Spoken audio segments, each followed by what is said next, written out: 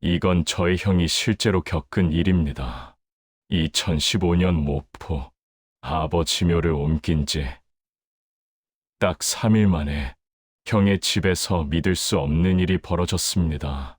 새벽 2시 형수의 비명이 집안을 찢었습니다.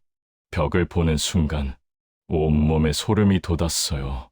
진흙 묻은 손가락 자국으로 쓰인 글씨. 왜 날 옮겼니? 여러분, 부모님이 남긴 마지막 말씀 절대 가볍게 여기지 마세요. 지금부터 들려드릴 이야기는 실화를 바탕으로 합니다. 제 형이 직접 저에게 털어놓은 이야기입니다. 시작하겠습니다.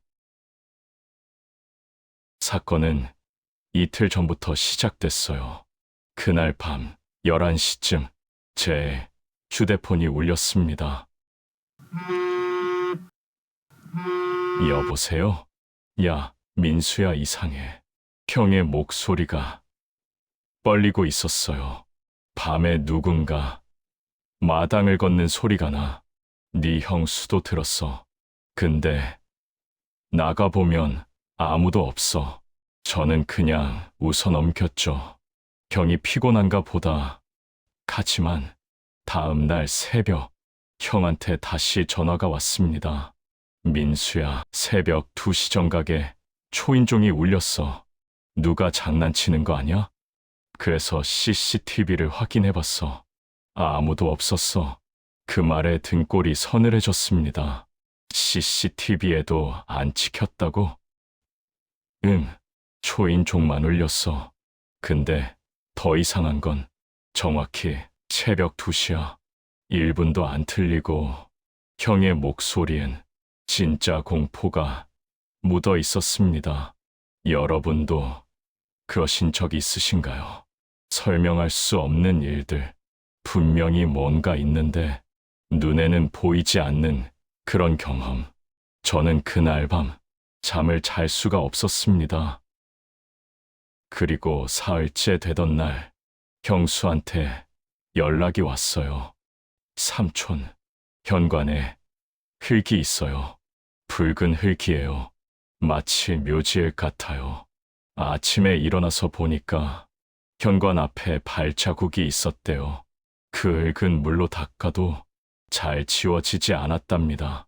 마치 벽에 스며든 것처럼. 그 순간 제 머릿속이 하얘졌습니다. 아버지. 사흘 전 우리는 아버지의 묘를 옮겼습니다. 형이 말했었죠. 민수야, 이장하자. 이 땅을 좋은 값으로 산다는 사람이 있어. 처음엔 저도 찬성했어요. 우리가 좋으면 아버지도 좋아하실 거라 생각했어요. 하지만 뭔가 마음이 불편했습니다. 아버지가 생전에 하신 말씀이 계속 떠올랐거든요. 내 묘는 옮기지 마라. 그 자리에서 끝내고 싶다. 아버지는 그 말씀을 돌아가시기 1년 전에 하셨어요. 당시엔 미신이라 생각했죠. 여러분, 부모님 말씀을 무시한 적 있으신가요? 저는 그게 얼마나 큰 실수인지 그때는 몰랐습니다. 이장이 있는 당일, 그날은 맑았습니다. 형과 저 형수와 조카들, 그리고 굴삭기기사까지 모였습니다. 자, 시작합시다. 땅을 파는데 흙이 이상하게 딱딱했어요. 여기 땅이 좀 다르네요. 보통 이 깊이면 부드러운데 기사 아저씨가 중얼댔습니다. 관이 드러났어요. 10년이 지났는데도 관은 생각보다 온전했습니다. 그런데 갑자기 삼날이 뭔가를 쳤어요. 금속 소리, 관, 옆 흙 속에 작은 쇠상자가 묻혀 있었습니다. 형이 떨리는 손으로 쇠상자를 열었어요. 안엔 편지 한 장, 아버지 글씨체였습니다. 내 말 들어라. 내가 죽거든. 이 땅을 건드리지 말거라. 누구도 이 흙을 옮기지 말 것. 이곳이 내가 편히 쉴 수 있는 유일한 곳이다. 그 순간 등골이 오싹했어요. 아버지가 일부러 쇠상자를 묻어두신 거였어요.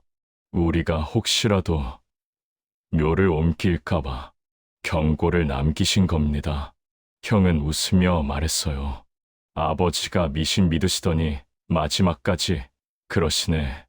이미 여기까지 왔는데 뭐. 우린 그 경고를 무시하고 묘를 옮겼습니다.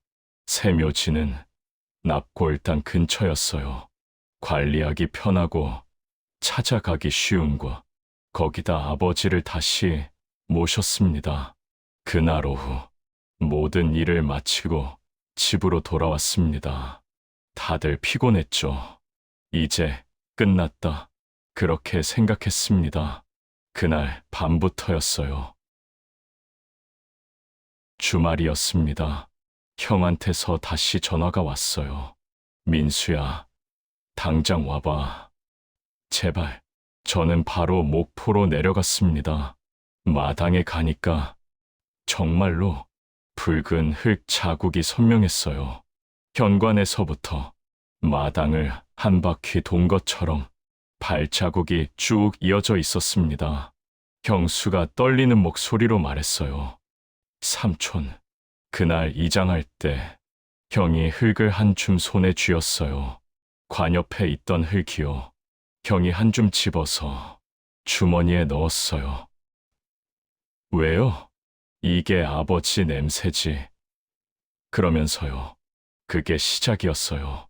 저는 그 순간 깨달았습니다. 형이 아버지를 집으로 데려온 거였어요. 형은 어디 있어요? 방에 있어요. 나오질 않아요. 전 형의 방문을 열었습니다. 형은 이불을 뒤집어 쓰고 벽만 보고 있었어요. 형, 천천히 돌아보는 형의 얼굴이 수척해져 있었습니다. 며칠 사이에 10년은 늙은 것 같았어요. 형, 무슨 일이야? 형이 서랍을 가리켰습니다. 저기 쇠상자. 열어봐. 묘에서 나온 쇠상자가 그대로 있었어요. 형, 이거 왜 안 버렸어? 버리면 또 이상한 일 생길까봐.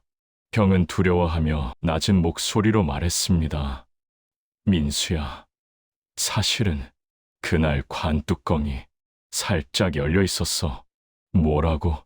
그 안에서 종이가 하나 더 나왔어. 내가 혼자 챙겼어. 형이 떨리는 손으로 주머니에서 종이를 꺼냈어요. 내가 죄를 지었다. 그 죄는 첫째에게 태물림 된다. 용서를 구한다. 순간 온몸이 얼어붙었습니다. 여러분, 부모님이 남긴 짐, 그게 어떤 의미인지 아십니까? 그날 밤 형이 쓰러졌어요. 구급차를 불렀습니다. 응급실에서 의사는 과로라고 했습니다. 특별한 이상은 없다고. 하지만 형 손목에는 흙자국이 선명했어요. 누가 붙잡은 것처럼. 형이 깨어나서 말했습니다. 아버지가 내 옆에 계셨어. 형, 꿈이에요. 아니야. 분명히 봤어. 아버지가 내 손을 잡으시더라. 다음 날 새벽, 형수의 비명이 들렸습니다. 형의 방 벽면에 검붉은 글씨가 적혀 있었어요. 왜 옮겼니? 손가락으로 쓴 듯한 진을 자국. 형은 그날부터 집에 들어가지 않았습니다. 일주일 뒤 형이 저에게 전화했습니다. 민수야, 아버지묘 다시 원래 자리로 돌리자. 내가 잘못했어. 정말 잘못했어. 형은 울고 있었습니다. 새벽 5시, 안개 낀 선산. 우린 다시 그 자리로 갔습니다. 형이 무릎을 꿇었습니다. 아버지, 죄송합니다. 제가 잘못했습니다. 다시 모시러 왔습니다. 그 순간 바람이 멈췄어요. 삽으로 흙을 파는데 뭔가 걸렸습니다. 묘 아래에서 아버지가 생전에 쓰시던 지팡이가 나왔어요. 우리가 관 속에 넣지 않았던 물건, 지팡이 끝에는 아버지 이름표가 달려 있었습니다. 형이 그 지팡이를 보고 울었어요. 이게 아버지 신호였구나. 저는 그 순간 알았습니다. 아버지는 화가 나신 게 아니었어요. 그냥 외로우셨던 거예요. 10년 동안 그 자리에서 우릴 기다리고 계셨던 겁니다. 묘를 다시 원래 자리로 옮겼습니다. 향을 피웠어요. 그날 이후 이상한 일은 멈췄습니다. 한 달 뒤 형한테 전화했어요. 형, 괜찮아? 응, 이젠 괜찮아. 집에 이상한 일 없어? 응, 없어. 근데 말이야, 새벽마다 누가 내 이름을 부르는 것 같아. 형, 무섭지 않아? 이젠 아니야. 그 목소리가 따뜻해. 그냥 아버지가 나를 용서하신 것 같아. 며칠 후 형이 말했습니다. 민수야, 나 시골로 내려가서 살까봐. 아버지 옆에서 남은 생을 아버지 옆에서 보내고 싶어.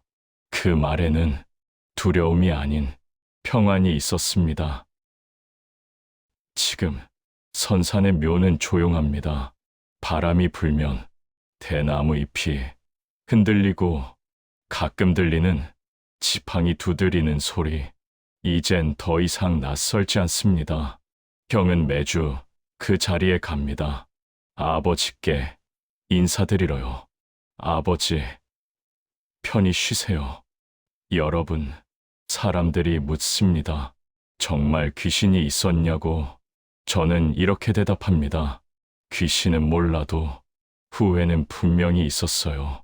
부모님이 마지막으로 남긴 말, 그게 미신처럼 들려도 이해되지 않아도 그 안에는 우리가 모르는 사랑이 담겨 있습니다. 여러분의 부모님은 어떤 유언을 남기셨나요? 이것만은 하지 마라. 이것만은 지켜다오. 그런 말씀 절대 가볍게 여기지 마세요. 저는 이 일로 배웠습니다. 부모님 말씀에는 이유가 있다는 것을. 댓글로 여러분의 이야기를 들려주세요. 부모님이 남긴 말씀 지키지 못해 후회했던 일, 혹은 지켜서 다행이었던 일, 오늘도 우리 마음의 묘비 앞에 진심이 새겨지길 바랍니다. 부모님 말씀 꼭 지키세요.